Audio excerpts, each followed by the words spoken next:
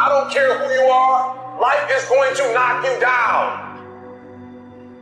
Listen to me, many of you right now, life's got you up against the rope, and you got to do me a favor. Like, you can't give up. You can't give in.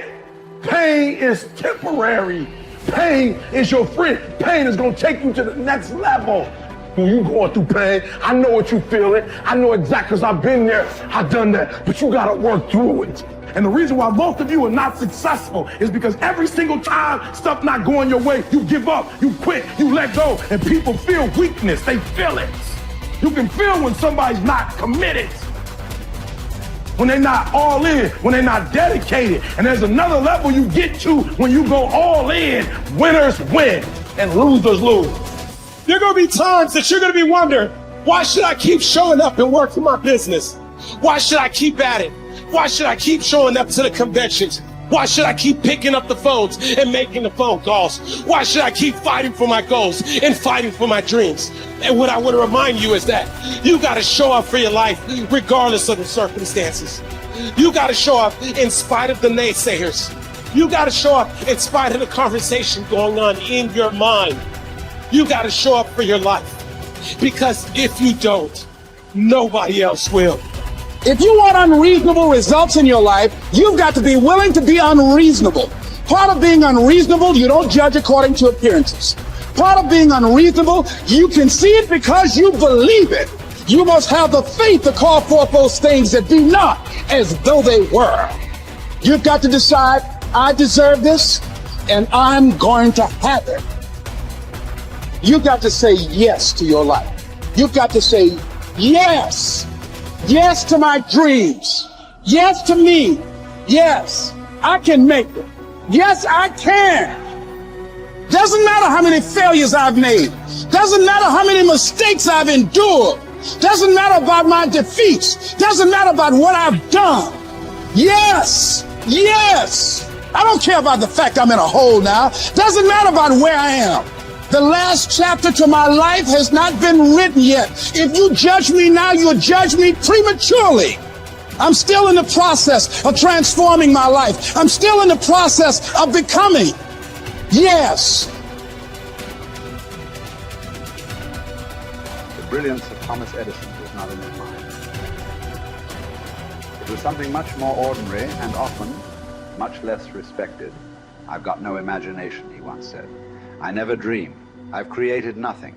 If you're someone who doesn't like Edison, you might think that this is Edison admitting to stealing his inventions from other, more brilliant inventors, like Nikola Tesla. Not quite, but he did readily concede that most of the credit belonged to something other than his brain. The genius hangs around his laboratory day and night, Edison said. If anything happens, he's there to catch it. If he wasn't, it might happen just the same. Only it would never be his. What he's talking about is showing up. The incredible, underrated power of clocking in every day, putting your ass in the seat, and the luck this seems to inevitably produce. Edison lived in his laboratory and never missed a day. Like Gehrig, even when he was sick, when he was tired, or when visited by tragedy or disaster. The modern conveniences we can trace to his lab then owe far more to his body than his brain, to the compounding power of consistency rather than sheer brilliance. It wasn't about inspiration. It was about getting to work, show up and try. Get on the treadmill, pick up the violin, script out some sequence, reach out to some clients, read some reports, lift a couple weights, jog 1 mile, cross one thing off the to-do list, chase down a lead. It doesn't matter what it is. All aspects of our life benefit from this circumscribed kind of work. Just as long as you do something every day, that is the important thing. Show up. When you're tired, when you don't have to, even if you have an excuse, even if you're busy, even if you won't get recognized for it, even if it's been kicking your ass lately, once something is done, you can build on it. Once you get started, momentum can grow. When you show up, you can get lucky. Is this still hard? Yes.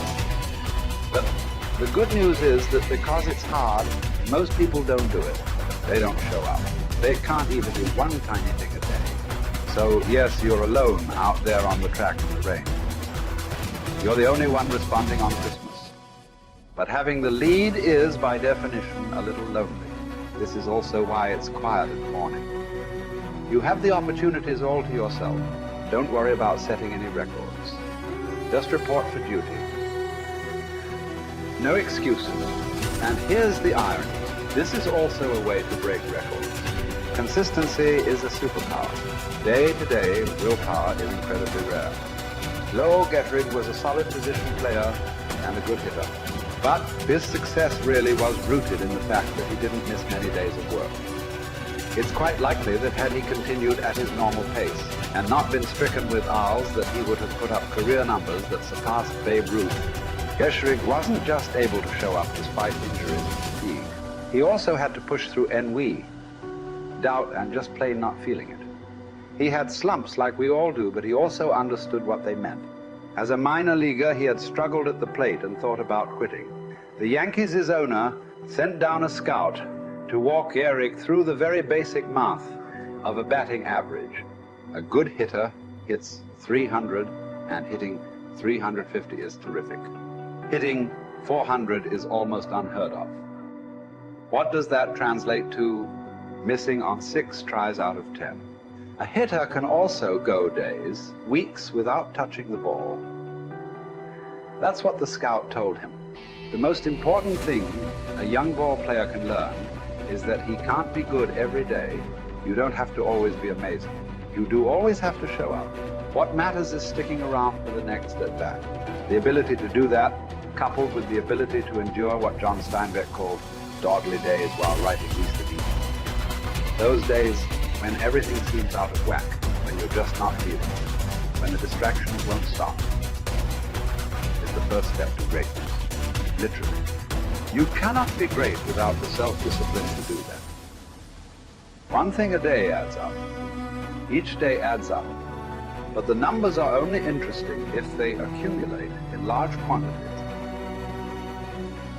You guys that are just getting started, you're not going to start right here. You're going to start down there, probably in another city, another town. I grew up in Lake Charles, Louisiana, no money, raised by a single mother. I was in debt at 25 years old. First thing that I had to do in my life was not learn a new skill. First thing I had to do to get my life moving in the right direction was self-development. It is vital. It was vital for me that I improved myself and I could start depending upon me. I had to show up every day with some rituals, some disciplines, and start getting myself to trust me, not trust others, but trust myself to do the right thing every day. One of the things that I started doing was beating the sun up every morning. I'm going to beat that sun up every morning so that I have the discipline and the control over my life. So I knew, hey, before that thing pops, I'm going to pop. I'm going to get out of bed, depend on myself, get up at the same time every day. And for me, that time, regardless of where I was beat that sun up. No matter where I am, I'm going to beat that thing up. So it gives me a sense of control over my own life. Second thing,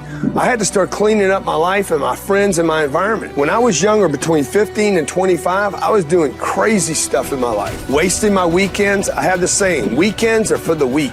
I was drinking, fooling around with a bunch of bad things, bad people. At 25 years old, I cleaned it all up. Quit going to those places. Quit hanging out with people that did not have ethics and discipline in their life. I wanted to build something in my life. I wanted to become someone. And to do that, to become someone in the eyes of the world, just beating that sun up every morning gives me the sense of accomplishment. That I did what I said I was going to do. That I woke up when I said I would wake up. And I start building respect for myself. Start believing in myself so that I can go out into the world. And maybe today when I go into this meeting that I'm dressed for, they'll believe in me as much as I believe in me. And that'll show up in a contract, a deal, maybe even some money.